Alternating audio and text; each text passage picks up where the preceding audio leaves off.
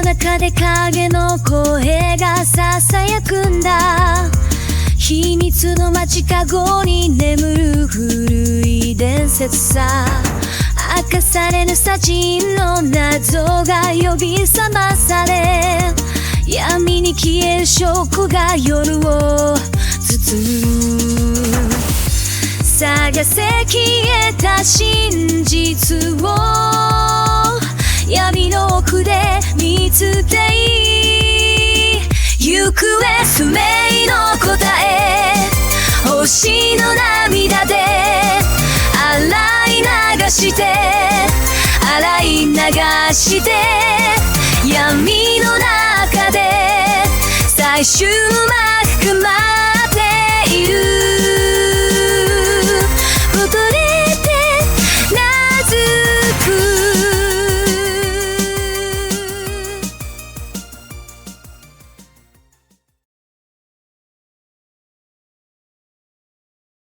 The morning sun cast its golden rays over the rolling hills of the grassland, the cool air brushing against the small cabin where Sora had been resting.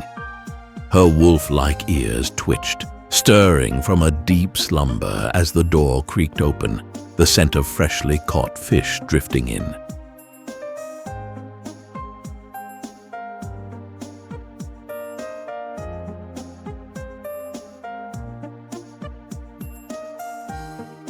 Ah, you're awake. A calm voice said, the familiar tone of the Grandmaster, a wise healer who had saved her life more than once. Sora's amber eyes fluttered open, blinking in the soft light as she slowly sat up in the modest bed. Her body felt light, free of the pain and exhaustion that had plagued her for the past few days. The Grandmaster, holding a basket of fish, stepped into the room. It's been 3 whole days, young one. You must have been really exhausted, he added with a gentle smile, though there was a trace of concern in his weathered eyes. Sora, always one to move quickly when it came to work, tried to sit up fully, but a wave of dizziness hit her, and she placed a hand to her head. 3 days? I can't afford to rest anymore. I need to find out why Jason Hawk was murdered. I need to finish my investigation, she said, her voice a mix of surprise and urgency. The Grandmaster placed a hand on her stomach, his grip firm but compassionate. Rest, Sora. Your body needs it. I've already healed your wounds, but even a healer cannot heal the spirit if it's too exhausted. Sora hesitated for a moment, then sighed, her shoulders slumping as she lay back down, defeated by her own body's demands. But the case, the vampires that did this to me, and the necromancer. I can't ignore what's coming. The Grandmaster didn't respond immediately. Instead, he began preparing the fish, the sound of sizzling filling the small cabin as he worked. You must be hungry. A wolf needs to eat to keep their strength up. Rest, and let me feed you. As they ate in silence, Sora couldn't help but notice how her body felt lighter, her skin no longer marred by the scars of the battle she had fought days ago. Her wounds, deep gashes and bruises, were gone. Only the faintest trace of their memory lingered in her mind. She looked up at the Grandmaster, her sharp eyes narrowing in realization. You healed me?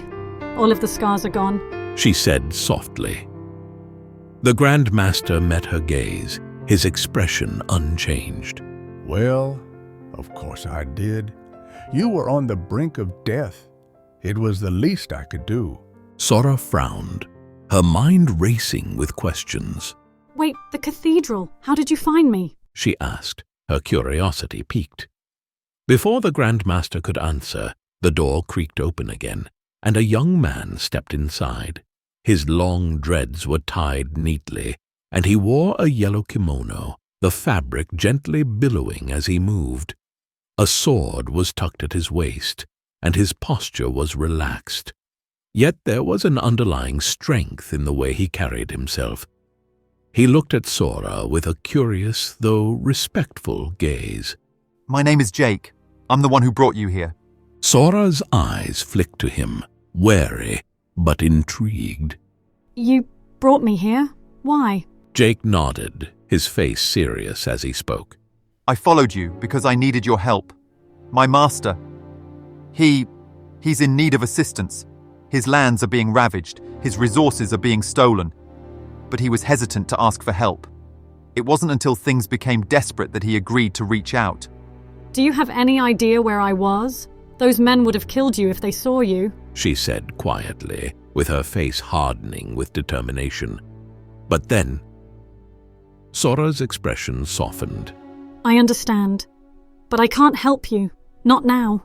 I'm sorry, Sensei. I see.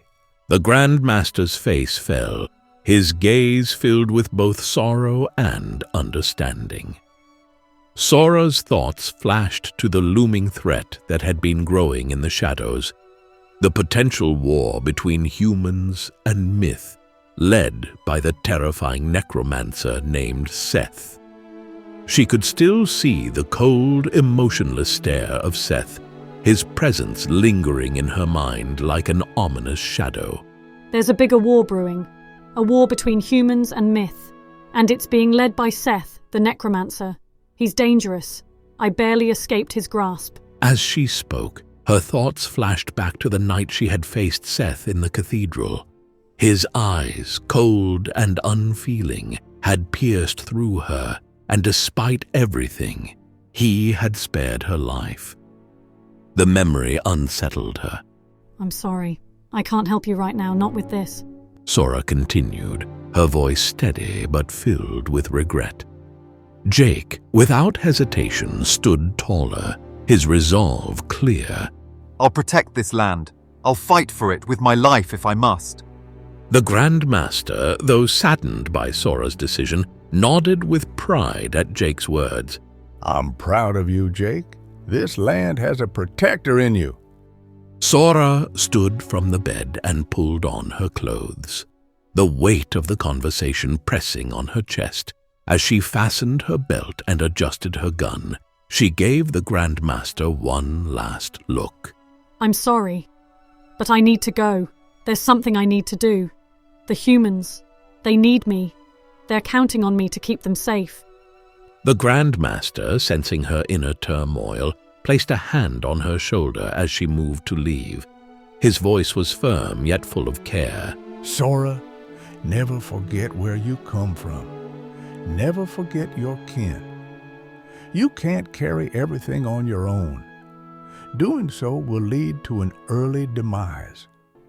Remember this, whether human or myth, we all need help, including you. Sora met his eyes, the familiar warmth in his gaze mixing with the weight of his words. For a brief moment, she felt the tug of something deep within her, a pull toward the past, to the kin she had long since left behind. But she shook it off, her resolve hardening. I won't forget, she replied quietly, before turning and walking out the door. The morning sun warmed her face as she stepped into the open air, and for a moment, she let herself take in the beauty of the land she had once called home. The grass swayed gently in the wind, and the distant mountains loomed majestically in the distance. The memories of her childhood, both sweet and painful, rushed back in a torrent. Her parents' death, the loss of everything she had known, and the scar that still ran deep within her heart. Sora took a deep breath, pushing the emotions down. She couldn't afford to dwell on the past. There was work to be done, and a war to prevent. As she turned away from the cabin and headed back towards the city, the Grand Master watched her leave. His eyes were filled with a mixture of sadness and pride. He had done all he could to help her, but he knew Sora's path was one she had to walk alone for now. Stay strong, Sora.